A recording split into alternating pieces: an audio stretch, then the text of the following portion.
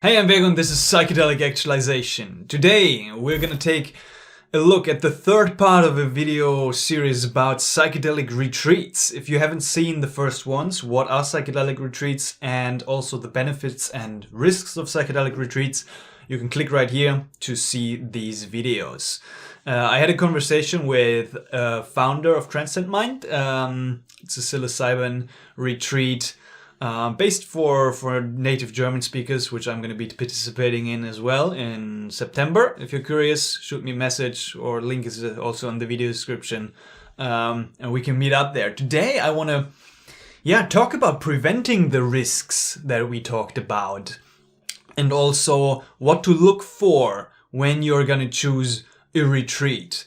By the way, stay till the second half or towards the end of the video, because I'm going to be sharing a very powerful exercise that you can do to put your agreements in place to really be clear for your own unique needs on what to look for.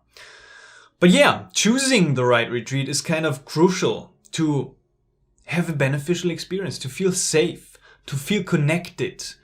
And here are some of the key points to consider. If a retreat center is not offering some preparation calls, and I'm speaking of plurals, right? And if they're not offering some sort of integration called integration phase, red flag, don't book this retreat. It's not a very good sign. It's really not a very good sign. Another red flag is what I would always suggest to anyone who's interested in a retreat, call them regardless, have a conversation with them, and firstly also see if you are vibing with that person. It is extremely important that you like that person, that you like the facilitator, and this then helps you to relax as well once you are in this vulnerable state. So see if you actually like the person. And also on the website, sometimes you can see what their approaches are, what their vision is, what their mission is. Can you connect with them? Yes? Good. Okay, give them a call, see what they can do for you. And then, once you're in a call, it's extremely important to ask about the ratio of facilitator and participant. So if someone says, okay, there are 30 people coming to our retreat, it could be quite a red flag as well, unless there are a lot of facilitators there as well. But I believe, and studies shown this as well, in smaller groups. I think a perfect ratio between facilitators and participants is one facilitator for 3, maximum 4 people. So if you hear that the ratio is different than that, you should question that and just wonder if you will get the support, if you then need the support through that. Because we have no really standardized training program, I think a couple ones are arriving and coming now with maps and all the research development. But still, because of this criminalization of the psychedelics, it's difficult to find someone or to prove that someone has the expertise and the wisdom that they claim to have. Because everybody is kind of a novice in this field of psychedelics. Everybody is like, oh, I don't know what I'm doing. And even in the jungle, I guess there we can have a little bit of more trust that if somebody says okay, I drank since I was 8 years old, then that might be a little bit of more proof that he has explored the space deeper. But here as well, especially with underground retreats, everybody can just say that they have the expertise because there's no regulation in this field. Not yet, at least, right? And so it's important to be very, very curious, I guess, and a little bit skeptical towards everybody who is claiming to be able to hold such a beautiful space. So proper screening is essential to do your research on the facility, on the guide or shaman or space holder or facilitator, right? Check their background. find out the background of the people who are creating the retreat, who are offering the experience, who are holding the space. Try to talk to them directly, interview them beforehand if possible. And if that's not possible, I'm not sure, right? At least talk to somebody from the retreat, or maybe even talk to other people who have already participated in the retreat, right? Look for community posts, reviews online, and also check, especially if you're planning to go to South America, to Peru, to the jungle, check if you need a translator and if there's a proper translator. Usually most of the retreats do have a translator, but then also consider, like, do I want to be in a space with a shaman who only speaks Spanish or Portuguese? I've had this one experience with the Huni Queen tribe where I was passing out in the end sharing circle, and then this huge shaman with this huge head came in front of me, and he was like, he was talking something in Portuguese, and I was like, oh, I don't know what he's saying, but I'm fine, right? I think then in the end, I mean, if the parameters are right, like there are those pre-calls, you see that there's like the aftercare, the integration part, and the website resonates with you as well, their vision, their mission, their approach, then it really just comes down to, let's say, like the human connection that you are making with the facilitator, with the person that you spoke to. That for one. What you could also perhaps ask is if there's a possibility to connect with previous participants in order to get a testimony from them. So that would be another good choice. But if those parameters that I mentioned are all there, then it just really, like, do you click with that person? Like, do you feel safe, like, through speaking to them, or are there any things that worry you or not? And again, it's always a good idea to ask for more testimonies, to be connected to other people, or maybe to then speak to the actual facilitator as well, because sometimes the person that you have on the phone may not necessarily be facilitating at your retreat, but you could then also, like, just speak to that person who will actually be present when you would be there, and just ask your questions. So I think, yeah, those are some good ideas. And usually you will find some reviews online as well on those retreats, like some testimonies, but it's always a good idea to also ask for more testimonies on the call. But yeah, also next point, always ensure that there's consent provided beforehand to make sure that you understand the style of ceremony, because each style of ceremony, as we talked about, is unique and different, and there's different styles of ceremony, different music, different group sizes and structures to the retreat as well. There can be 50 people in a room, and you're like, oh, I didn't know that. Yeah, do your research. And also there can be just like 2 or 3 or 4 people, and the group size is very important, the structure is very important, maybe even the music, and get as much information as you feel comfortable with. Sometimes it's also nice, just for myself, for example, to have a little bit of a surprise, but also then there's the risk, right? That it can be a very unpleasant surprise to see what's going on right there, right? Kind of trust is the key element that if we go into psychedelic space, if I go into a deep psychedelic ceremony for myself, trust is key. I want to trust that the people there are good-hearted and that I feel safe in that container to also express myself. That's the thing with retreats as well. Sometimes there's boundaries to or questions on how freely you are able to express yourself. Are you able to dance or sing if you want to? In some retreats, yes. In some others, no. There it's appreciated that you keep to yourself, that you center yourself, and that you keep silent throughout the night. So find out what's a deal breaker for you, where your line is, what's your preferences.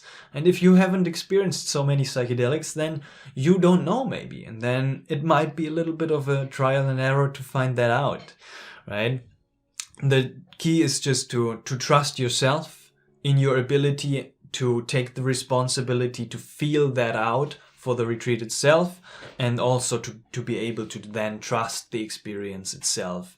And even when you're in the experience, you can kind of also retreat back if you don't feel comfortable when arriving at the retreat. Like in a good psychedelic retreat, you will feel welcomed, you will feel warm, you will feel heard, and you will feel safe. Like you're just, yeah, a lot of people experience like some sort of like, yeah, connecting with themselves, then as well connecting with others in a very different way. And this is just beautiful. You're feeling, yeah, at the end of the retreat, you're feeling, your heart feels so open, and you're feeling so good inside. And then, yeah, stepping into the real world again feels sometimes like a very hard cut and very hard shift. But yeah, generally this is the feeling that you should take out of a retreat, and how you should feel throughout it is safe, calm, peaceful, warm,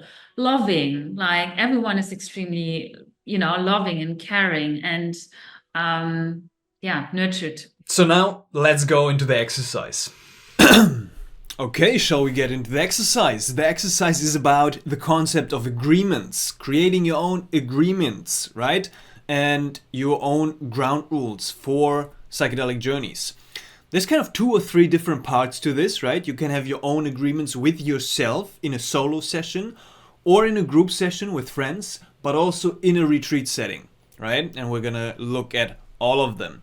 So agreements are expressed and agreed upon beforehand. Very important, right? During the session it gets a little bit more difficult. They can help to create a sense of structure around the experience, right? They mark boundaries, your own and other people's boundaries, and they create a safe space and avoid confusions or misunderstandings. The level of formality will depend on the agreements, right? With good friends, it's a little bit different than with a retreat or a shaman, the way of communicating with them. And they can also be used for solo sessions, as I said. And also, a very nice important point is you can create them, and they're not like fixed, but you can review upon them after a session, and then you can adjust them. But during a session, if you set agreements out for yourself or for a group, then please honor the agreements, right? That's what they're there for. A couple of examples might be in a group session, for example, no sexual content, no violent or physical harmful behavior, not breaking any objects. I've had people do that. A no is a one-timer, no discussions about it. If somebody's saying no, then it's a no. No leaving of the space. That's an interesting one for psychedelic retreats especially as well, because most of them say, it's like, okay, we're here, you're not leaving the space. And that can create a little bit of like disalignment for some people. A community member of a friend is in crisis, he shouldn't be left alone, or she. Do not agree on or commit to anything that's done in the future outside of the session with other people in the session, and do not take any photos or videos or just with permission. That's just some examples. Personal agreements, there's also some examples that I do for myself that I like to have is like, so for example, officially open and close the ceremony and the session, so I know in which kind of container I follow through and honor these personal agreements. No immediate action on intense feelings. Can lead to very interesting situations, calling a loved one or a hated one while on a psychedelic trip, or booking a flight to Brazil or whatever else is going on, right? Do not go online until the next day. That's an interesting one I like to do sometimes. Do not send any messages, right, or make any calls during the session, or do not go alone into the wilderness without support on a very high dose. I broke my little toe during a very high dose LSD experience, going out trying to climb some rocks. Not the best idea, but it was a pretty cool experience, right? Differences is between alone, you create your own personal agreements, ground rules. Group, you look for psychedelic compatibility. That's also an interesting concept, which we're going to talk about more in the future, in the course, in the school community, and also maybe here on the channel. When you trip with people, like, people are different, right? It's different to to trip with people than just to spend time with them. And so you gotta pick carefully with whom you trip in a group setting. And with a retreat, right, if working with a sitter or retreat, it's good to get clarity, as we said, in the on the session style beforehand, including the boundaries and interaction and touch and everything, because all of the retreats are different. All of the guides and sitters are different. And there's less room for you to choose and to bring your own agreements into the space, because usually a retreat setting has agreements in place already. And then it's on you to check these agreements and then to check if you align with these agreements that the retreat or the facilitator is setting for the group. So now just get clear on your own. You can type out and print your own agreements or put them on a piece of paper. And let's get into the exercise. Some powerful questions to consider are: how do I want to feel during and after the session? What actions or behaviors could disrupt my experience, and how can I prevent them? What support do I need from others or myself to feel safe, and whatever other feeling you want to feel that's quite important to you and that you value? What are my non-negotiables for the session? That's a big one and a powerful one. What limits or boundaries would you like to have in place? What would you like not to happen in the session? What might you regret afterwards? And what agreements would put your mind at ease? And then to follow through on these, what rituals or symbolic actions can I use to honor and commit to these agreements? Or maybe even create a contract or kind of a sacred agreement between the retreat and myself, or between the facilitator and myself. So that was about it. Thank you very much. Consider these questions, really think about them, journal about them, take some time, and I hope this was helpful. Again, check out Transcend Mind, check out the school community. Thank you very much for watching. Enjoy, blessings, much love. See you in the next one.